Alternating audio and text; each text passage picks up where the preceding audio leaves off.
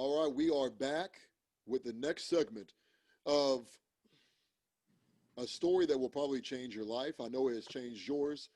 Uncle Spencer retired from the United States Army as a major. You went through a traumatic life experience. When we left off, you were just pulling into your driveway with Aunt Bree, leaving the VA, and they gave you a phone call, and this is what happened next. I answered the phone, and it was the doctors from the VA. And they were basically saying, Major Hervey, we made a mistake. We should not have sent you home. And I said, well, what is it? They said, your results have come in. And as we look at your results, over 90% of your lungs have been destroyed. And we can see the scarring. What we need to do is save your life. And I said, well, what do you mean? He said, well, you're going to need a double lung transplant to stay alive. This was November the 2nd. And the doctors were telling me that unless I accepted this double lung transplant, I would not see the end of November. And so I had to make up my mind real quick on what I was going to do. And so I said, well, give me a moment. And as I took a moment, my wife began to talk to the doctor on the phone. And as I was about to start praying to try to ask God what journey he was about to send me on, I looked at my wife and she was hanging the phone up. And I said, wait, let me speak to the doctors. I still have questions. And she said, no, they're sending an ambulance right now to pick you up. It was 5 minutes before I heard the ambulance in my driveway. They came in and they put me in a gurney and put me in the back of the ambulance and started driving out of my community. And as they turned in a direction I was not familiar with, I thought they were taking me to the VA hospital. I asked the driver, I said, where are we going? And the driver said, we have a volunteer pilot at your local airport who does the job and work with the Flying Angels. They're a volunteer group that do military medical flights. And we drove out to the Lancaster airport. There was a small prop job that was on the airstrip they drove up next to, and they took me out of the ambulance and put me into the back of this small plane. And as they buckled me down into the small plane, they put my wife in the passenger seat of the plane.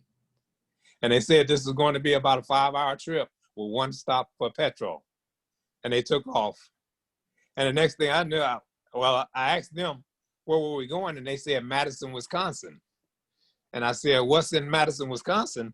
They said, there's a VA hospital in Madison, Wisconsin, Major, and they have a brain dead patient that's about your size with your blood type, and we're going to transplant his lungs to you. Now, when I arrived there, they rushed me to the hospital, started preparing me in the operating room. mm-hmm.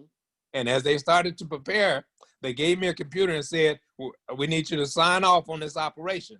And then we're going to go ahead and we'll cut you open. I signed off on the operation and the doctors left the room. This was Friday, November the 2nd. The doctors left the room and I sat there with my wife praying for success in this operation. And it seemed like to me that time was just flying and it was taking forever. But time was not flying. It was taking forever. And we ended up sitting there all night. The doctors never came back. And probably around 1 o'clock in the morning, the doctors came to me and they said, look, we're going to have to move you into a regular room because the brain dead patient has passed. We cut his lungs out and placed them on ice for this operation, and the lungs have expired. So we're not going to be able to perform this operation today. And the wait began. And I sat there. At that point, I was 181 pounds. I sat there for 6 months waiting. And during those 6 months, I went down to 129 pounds and being bedridden. But God is a special God, and he knows what you need in life. And he knew that I needed to see all the miracles that was happening during those 6 months. I saw people that was waiting for operations, people that came in and got transplants that had some of the regular blood types. I saw people come in, get transplants, leave, and come back with problems. And I was able to sit down in a weekly group session and listen to stories and experiences. The main thing that captivated me was the first group meeting I went to, and I sat down in this room and listened to people talk about their experiences. And all of a sudden the meeting stopped about 10 minutes into the meeting, and they wheelchaired a young lady, a woman in to the meeting who was waiting for her lung transplant. And Antonio, she looked like she was about 70 years old, but in essence, she was about 50 at the time.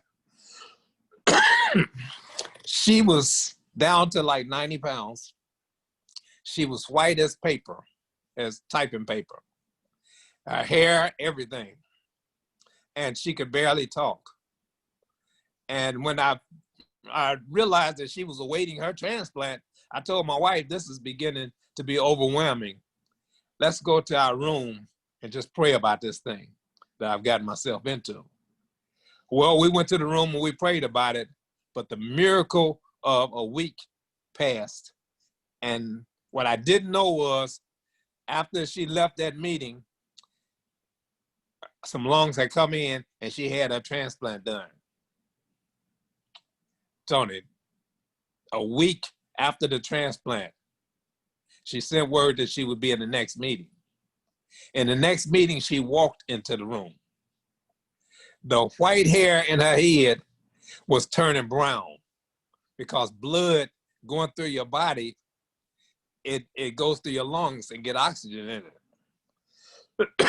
When it's not receiving oxygen, your body is a miracle. It starts cutting off different parts of your body to save your life and to save your interior in your body. Once blood started circulating again, her skin started turning a reddish white. Her hair started turning brown. And when she walked into that meeting and she was able to talk on a little bit of oxygen, it was a miracle. I was ready from that point on for my operation. And she became my mentor. She had an operation. Her name was Dawn. She lived in California. I said she lived in California because the average life expectancy we read up on, and the doctors was telling me was they couldn't, everybody's different. But in the manual it said these lung transplants had an average of 7 years life expectancy. And so that did things to my mind too, and does things to a person's mind too.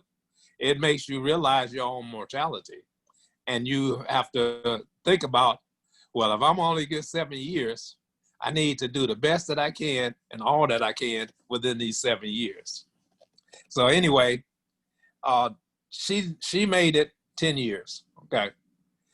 But as time, getting back to my transplant, so I had to wait. As I waited 6 months into the transplant, passed like it wasn't nothing because I was helping others as they were getting ready. And my time had just not come up.